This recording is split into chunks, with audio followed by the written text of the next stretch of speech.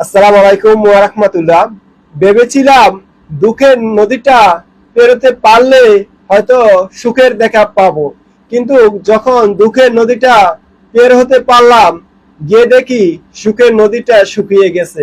পুরুষ মানুষের জীবনটা এমন, সুখের চিন্তা করতে করতে দুঃখের নদী পার হতে হতে তখন আমরা কবরবাসী হয়ে যাই। আমরা শেষ বয়সে অবনীত হই, তখন আমাদের আর কোনো চাহিদা থাকে না। যখন আমরা দুঃখের নদীটা পার হই, সুখের নদীর কাছে যাই, তখন আর আমাদের এই দুনিয়ার কোনো চাহিদা থাকে না। প্রত্যেকটি পুরুষ লোক সবকিছু উপার্জন করে যখন বসে ভোগ করবে, তখন আর তার ভোগ করার কোনো ক্ষমতা থাকে না, ইচ্ছা শক্তি থাকে না, হাতে শক্তি থাকে না, পায়ে বল থাকে না। তাই আসুন আমরা সুন্দর একটা জীবন গড়ি, এবং কি আস্তে আস্তে মৃত্যুর দিকে আমরা ঢলে পড়তেছি। আমরা সবসময় একটাই চিন্তা করতে হবে, দুনিয়ার সুখের নদী আর দুঃখের নদী যত পাড়ি দেই, কিন্তু আমাদের হায়াত কিন্তু শেষ হয়ে যাচ্ছে।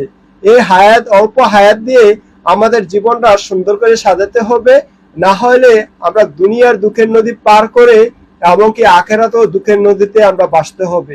তাই আসুন আখেরাতে দুনিয়ার দুঃখের নদী যতই হাসুর পারি আর যতই যা কষ্ট করি, আখেরাতে দুঃখের নদীটা যেন আর সামনে না পড়ে সেই